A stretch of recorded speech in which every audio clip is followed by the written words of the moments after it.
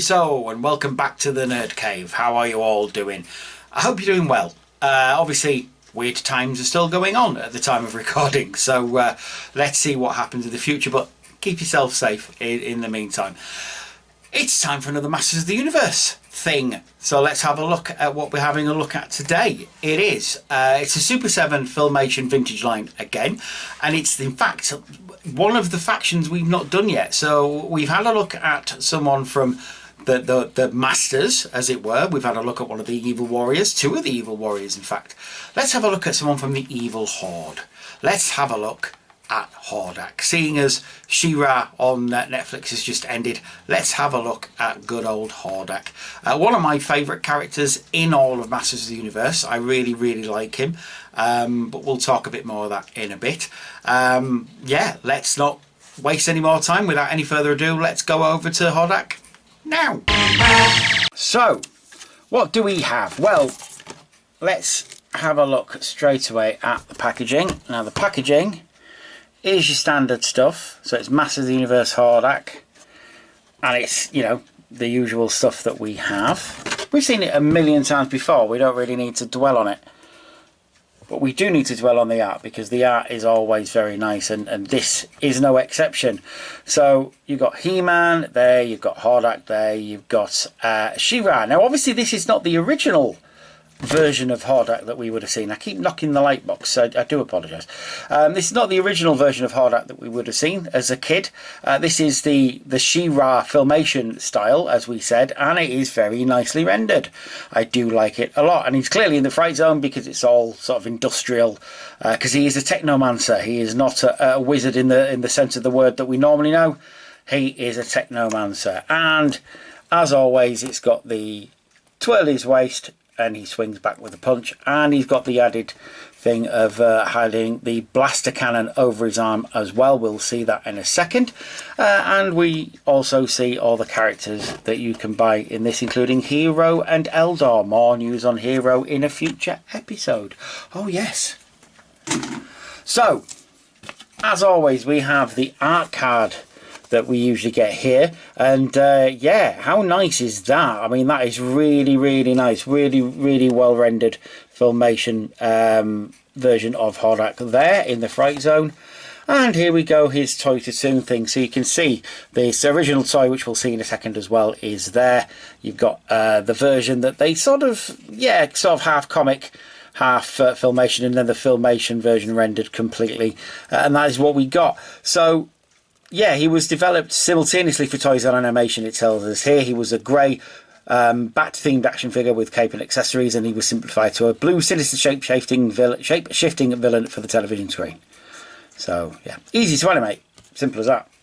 And you know, they had to cut costs and things like that. Well, not cut costs, but obviously make savings where they could. So how does Hordak look then in his new Filmation form? Well, he looks really nice. Like I say, he's got the blue skin. He's got the same breastplate as the original toy, and he's got the face of the original toy as well, but painted. There we are. Painted to look more Filmation-y. And yeah, it really works very well. It's astounding how close he actually does look to the Filmation version. So you can tell that the toys were developed simultaneously. It's just that as kids they looked a bit different. Now the head sculpt is brand new. It looks similar, but it is brand new. You can tell this because here's the original. And yeah, whoops, come back, Hordak. And you can tell that they are very different, but that's similar to be the same character. Now this is the original toy from around 1985, complete with crossbow, complete with cape. I can't stand him up because frankly he don't want to stand up because he got wobbly legs. Apparently you can buy those, but there you go, in the background there he is looking over the shoulder.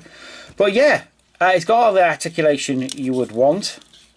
So his arms move all the way around 360, like so. His head.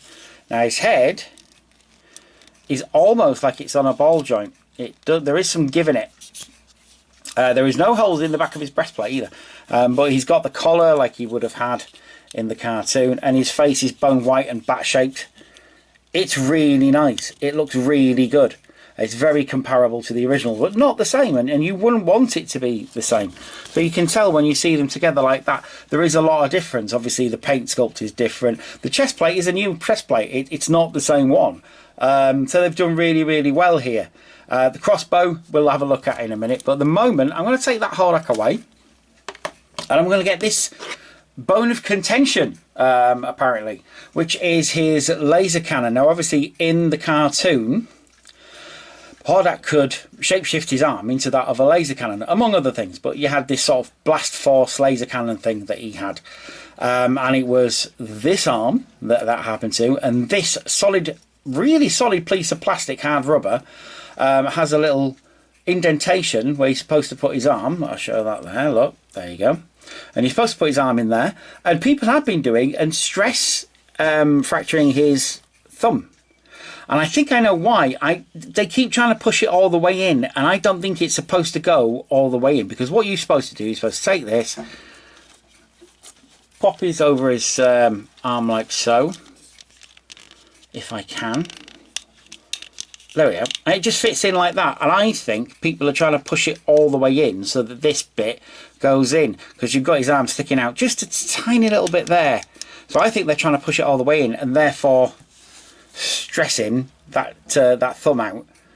And I think that's how it's supposed to go. I don't think it's supposed to go all the way in. So you get the effect of it being his arm changed, but not the whole sort of arm changing. I mean, I think it looks pretty good like that still. It looks like a toy rather than the actual thing. Now, on the 3 3/4 version, which I have got, you can swap his whole arm out. And maybe that would have been the way to sort it. And maybe have like a blaster arm rather than just a thing you put over. But this is the most toyetic way to do that, I guess, the way they would have done it in the 80s. The other thing that he comes with is his crossbow. Now, as we saw with other Hordak, that is actually white, bone white, but it's actually red in this version. Quite thin plastic, but I don't mind it. I think it looks okay. The face is brilliant, the face sculpt. And all you do with this is press down on this bit here, and that goes forward. And you know that was enough for us as kids, frankly. So, doing, there you go. That would have been okay for us as kids. And all you do is pop that on there. That goes in his little elbow indent, and there you have Hordak. I really like it. I know it's a bit lame. It's not the best of the figures at all, but it's Hordak, and I really, really like him. And I think the colours pop really nicely. I kind of like him with blue skin. I don't like him better with blue skin. I just like him with blue skin. I think he looks really, really good. And it really is just a nice throwback to the She-Ra series, because we all love that. Those of us in the know. And you know, different versions will come and go. And, you know, that's great, but there will always be a place in my heart for classic Hordak. I think he looks really good. One last look with him next to his original self that you would have seen in comics and whatnot.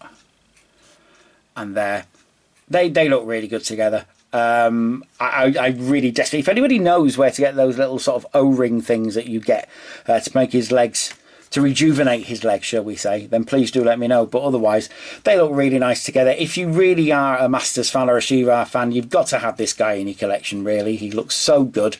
And he's going to look good next to Skeletor as well. And I'm sure I'll show that at a later date.